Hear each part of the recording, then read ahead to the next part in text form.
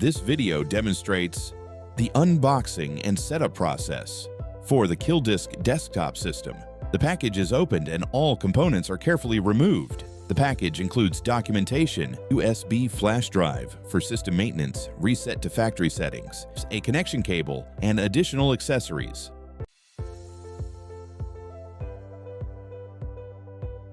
It is recommended to use a power surge protector or an uninterruptible power supply. Power fluctuations, including spikes and surges, can damage hardware components.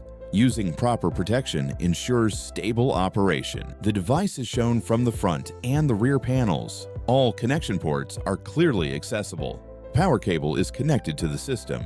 A keyboard and mouse are also connected. A surge protector is used to ensure safe operation.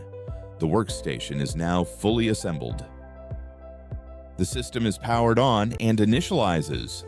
Storage devices are inserted into the available bays.